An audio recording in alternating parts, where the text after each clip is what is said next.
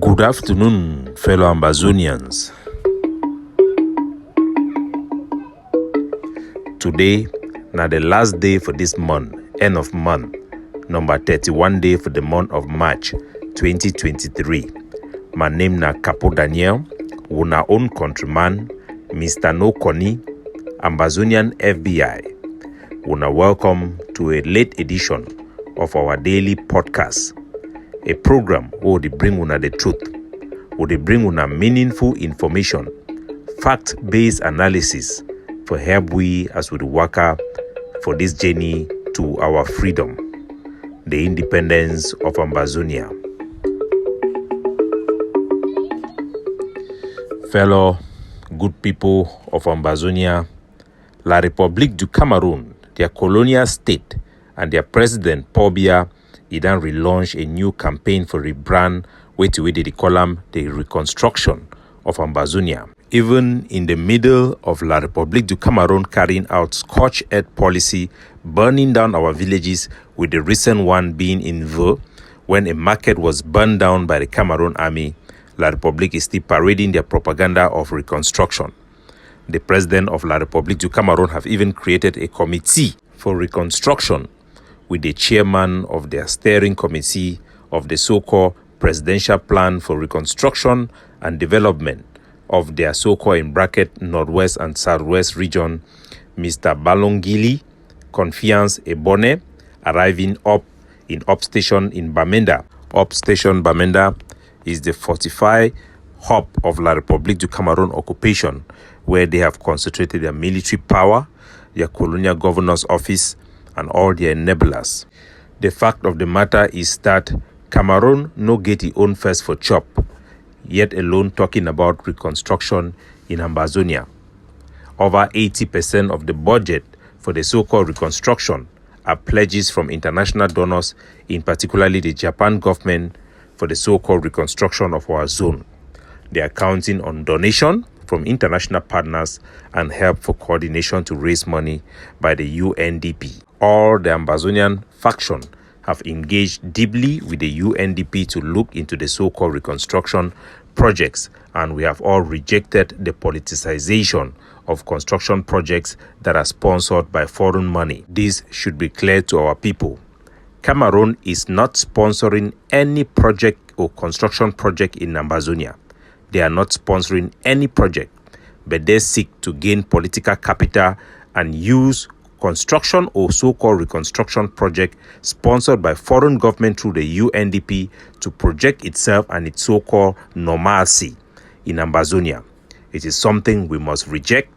Any project that comes through direct Cameroon approval in Ambazonia will be rejected, and any contractor who participate in the so-called reconstruction project by La République du Cameroon will suffer loss of its equipment on the ground. Cameroon do not control our territory and has no right to design or authorize the so-called reconstruction or construction of infrastructure in Ambazonia.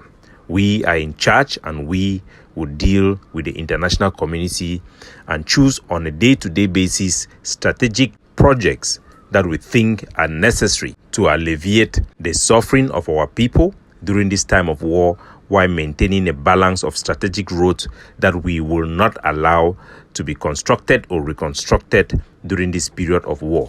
Construction or no construction will not end Ambazonian resistance. Ambazonia have rejected La République du Cameroon, and we are not going back, and nothing will change the demographic. Ambazonian, it can free a lot of territory be free from Cameroon administrators, and those areas are run by Ambazonian forces. With the principle of territoriality, this responsibility comes with a lot of projects that we must do for our people. Recently, the Ambazonian liberation tax and support tax system within our communities have been highlighted by many mainstream media, as well as spoilers and internal opposition. Our people have to know that it is very important to pay their tax. Every Ambazonian male is expected to donate and support the armed resistance against La République du Cameroon with a sum of 10,000 every year. that should be about 1,000 every month, which is a modest amount to be demanded by our forces for the protection of their homeland. This money is very, very important, and it is not charged on a broad-based system. It is charged based on income level. Every male that has an income should donate as much as they can because the task is big. Females are expected to donate half that sum, and it also depends on their income level. People who are displaced, people who have no source of income are exempted from this liberation support system amongst our communities. All Ambazonians must pay their tax. It is a civil duty to enable our soldiers to free their homeland and to be able to conduct themselves properly. We provide educational services and many other services that we cannot mention, but our people should know. The people who are criticizing the Ambazonian liberation tax system are people who are cut off from ground zero and have no connection anymore with ground zero. We have heard soldiers of the various IG denounce the IG and rejected any diaspora representation of them. But the Ambazonian Defense Forces continue to be the strongest institution that brings law and order and also accountability system in ground zero. We have done a lot as a result of institutionalizing this tax system. It has helped not only to prevent kidnapping for ransom, it has brought in discipline and a sense of duty to our forces. And I'll explain detail subsequently. And I want those who genuinely are not current with what is happening on ground zero to understand that the Ambazonian Defense Forces have been the truly vanguard. Remember when the commander of 7 Kata, General Niba, may he so rest in power, when he was intimidated and under the threat of death, told to leave the ADF during the contender force period. Imagine what had happened. Those people who wanted to remove the 7 Kata from the ADF forces, they had never thought about their ability to fill in the gap. Since General Kata removed 7 Kata from the ADF, what had happened? Foya became a nightmare for Ambazonia, and the so-called coordinators or executive of the 7 Kata came up with people who are just interested in occupying position and had no idea of what was going on. You just need to go to Bamenda and call the people in Foya to tell you the nightmare our people have gone through. We have fought it very hard and worked so hard with some patriotic soldiers to make sure that things are stabilized and many excesses are curbed. I will take this opportunity to also highlight to our people that they have also been francophones, Bameleke, or what we call in Bamenda, Tongtu, people who have been engaged in a lot of kidnapping as well in Nkwen area.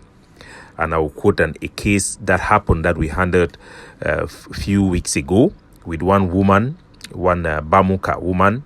The woman is from Ndop. Her name is called Charlotte Mbinga. She has an off license. She runs an off license in Tache, up there in New Road in Kwen.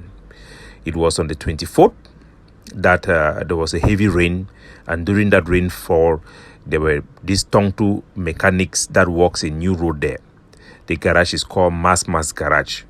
They came into her house and kidnapped a 3-year-old baby, and they went with that baby, and they took that baby to one of their camp in Bangshe. So you have francophone citizens who have open camp. Many of them are coming from Babaju. You know, the Babaju people are very close to us, Ambazonia. They speak pidgin like us, and they can easily blend. Many of them that run garage in Bamenda are running rings of kidnappings of a very vicious nature as well. The child was released after 500,000 was paid. Initially, they were demanding for 7 million, and those who were involved right now have been handled. So I can tell our people that there have been a lot of kidnapping going on by Tongtu people, and people should be very careful. It has been very tough for us with the 5th Bamenda Brigade unit that have also engaged in that area of Kwen, in and out, but it has been very tough because the palace in Kwen have been operating as a black site with the Cameroon government using the brasseries to bribe the fund of Nkwen. They now offload territory export in the palace land, and it is causing a lot of problem. All this infiltration of Cameroon do not benefit our people in the long and the short run. If you look in Nkwen area, IDPs who have come into Nkwen land, each time they struggle and get land or are given land to build, you have quarterheads that will come and plant Nkeng there, and they will demand them 250,000 francs colonial money per building. This is unacceptable.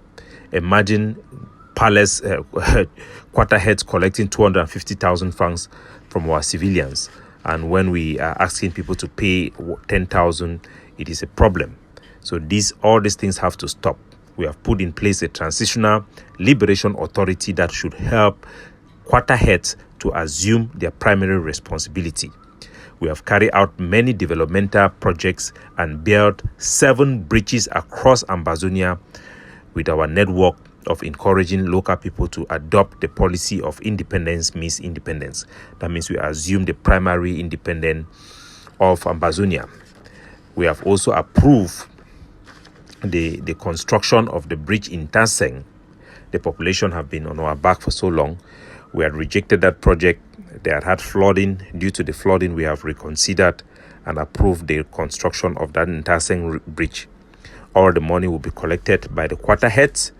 No money will come from any council or from any government or from any foreign government, whether be it Japan, England, or whatsoever.